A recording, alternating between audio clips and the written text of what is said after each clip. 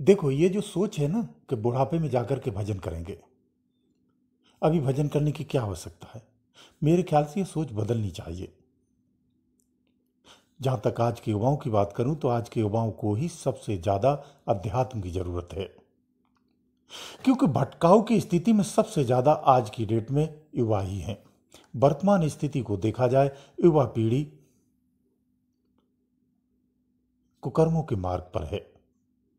अधिकतर युवाओं की ऐसी संख्या है जो नशे में और व्यसनों में व्यस्त हैं, जो अपने कैरियर को भी बर्बाद कर चुके हैं। अध्यात्म का सहारा न होने के वजह से ही हमारा जीवन भी लगाम होता है, असंयमित होता है। जो प्रोफेशनल बनने के नाम से जो अपनी संस्कृति, अपनी सभ्यता और मानवीय गुणों का जो हनन होता है, उसका परिणाम ये होता है कि समाज में असंतुलन, असंतोष और भय का वातावरण बनता है। हर युवा तनाव में रहता है। हम अपने बच्चों को महंगी महंगी शिक्षा देने का प्रयास करते हैं, पैसा खर्च करते हैं, उसे उच्च कोटि की शिक्षा भी देते हैं, उच्च पद को भी प्राप्त करता है, बड़ा अधिकारी बनता है, बड़ा व्यापारी बनता है, लेकिन उसे मानवीय शिक्षा कभी नहीं देते हैं। ऐसी शिक्षा उसे नहीं देते हैं जिससे उसे मानवीय गुणों का विकास हो। इसका उदाहरण आप समाज में देख सकते हैं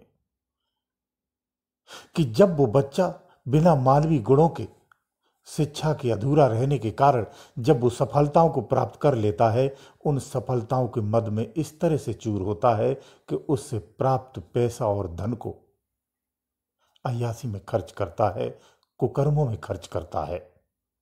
वो बिजनेस व्यापार करता है, लेकिन उसकी पर्सनल लाइफ कुकर्मों से भरी होती है, अच्छे कार्यों में नहीं भरी होती है। अधिकतर ऐसा हो जाता है। मानवीय गुणों का होना बहुत आवश्यक होता है। जिसे मानवीय शिक्षा नहीं मिलती है, उसकी शिक्षा अधूरी है। मानव तभी कहलाता है जब उसके अंदर में मानवीय गुणों की झलक दिखती है। मानवीय गुणों का अगर विकास होगा तो वो जीवन में जब सफलताएं पाता है तो अपने जीवन को संतुलित रखता है, औरों के जीवन को भी संतुलित रखता है। वो ऐसे वातावरण को पैदा करता है, ऐसे वातावरण को बनाता है कि जीते जी यही समाज हर तरह से सुखी, संपन्न और संतुष्ट होता है।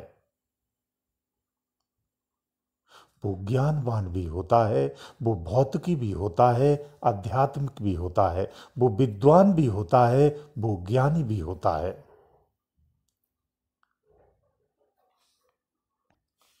इसीलिए भौतिक शिक्षा के साथ साथ आध्यात्मिक शिक्षा बहुत आवश्यक है।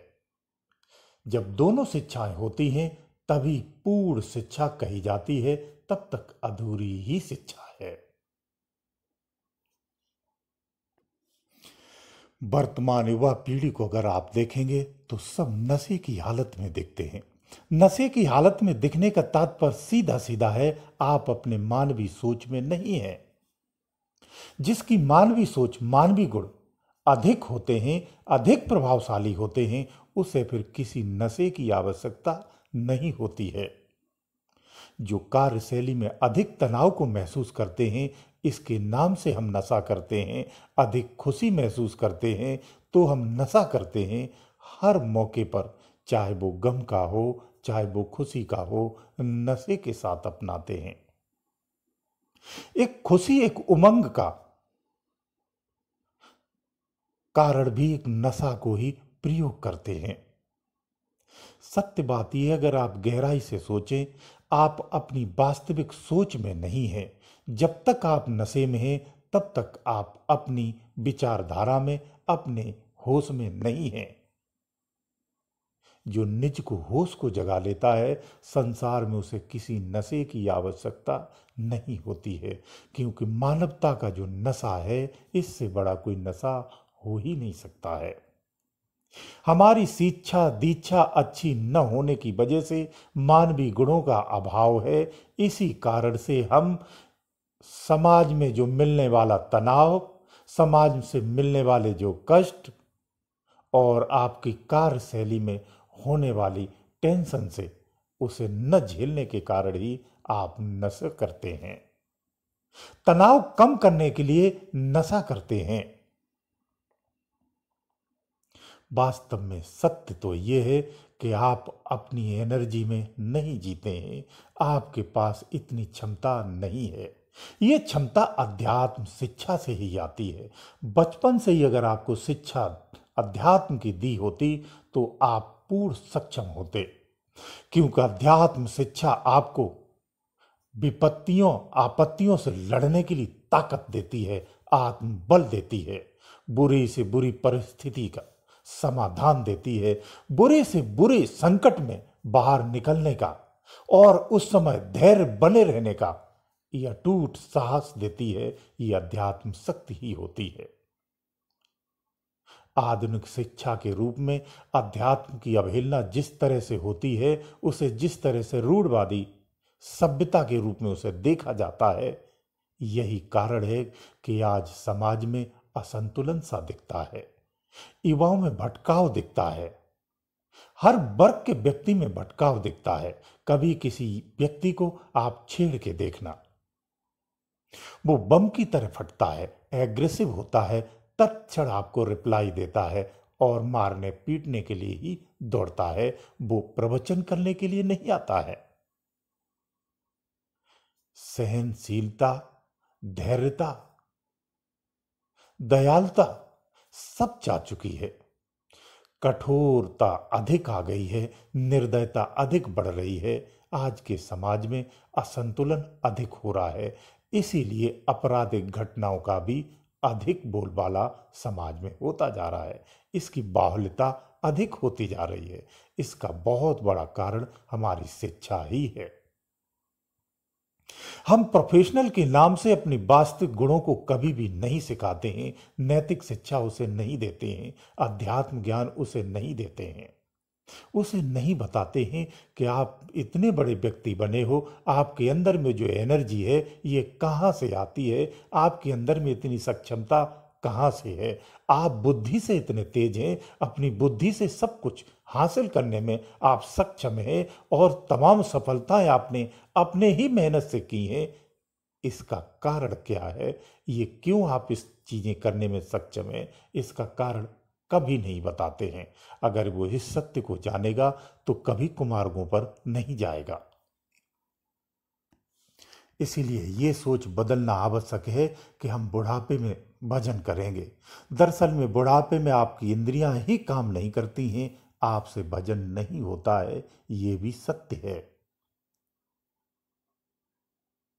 जब हम यंग होते हैं तभी हमें भौतिक शिक्षा के साथ साथ अध्यात्म शिक्षा भी होनी चाहिए। इस तरह से हमारा विकास होना चाहिए, इस तरह से हमारी मानसिक शिक्षा होनी चाहिए, तो आप पूर्ण मानव कहलाएंगे, मानवीय गुणों को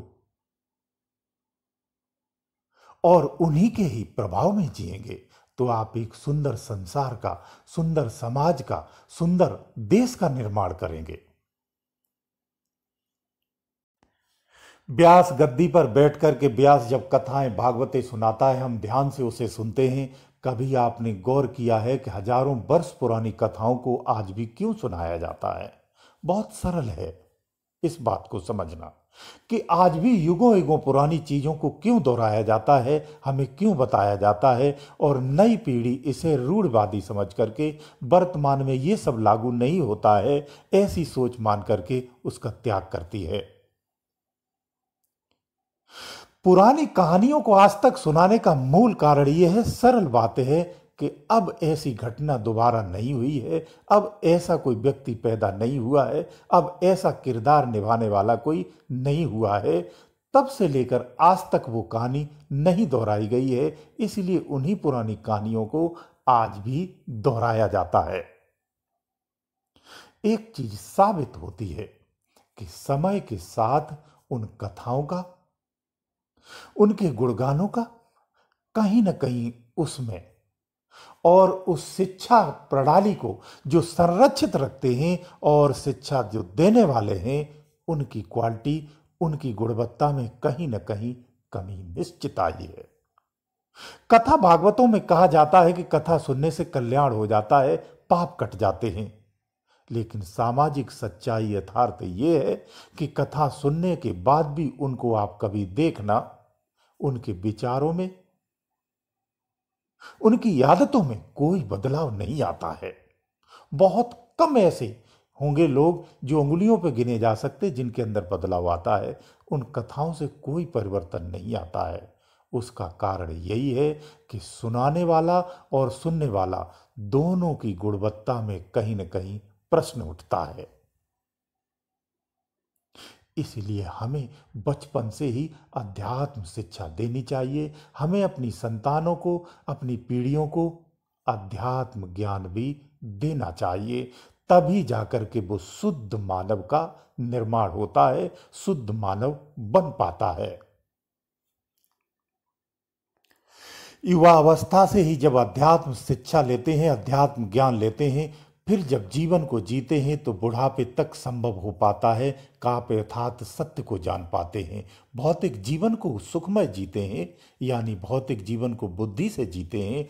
अध्यात्म जीवन से आप अपने विवेक को जगा लेते हैं, यानी आप पूर्णतः सुखी और संपन्न व्यक्ति होते हैं, संतुष्ट व्यक्ति होते हैं। वही जीवन सबसे श्रेष्ठ है जिसका अध्यात्म और भौतिक दोनों तरह से सफल है। वही जीवन सुखी जीवन होता है। इसीलिए ये सोच नहीं होनी चाहिए कि बुढ़ापे में जाकर के हम भजन करेंगे, क्योंकि जीवन का कम समय बचा होता है, उसमें भी जीवन शिथिल हो चुका होता है। आप सत्य को नहीं जान पाते, आपके पास समय नहीं होता है। गुरुदेव दयालु।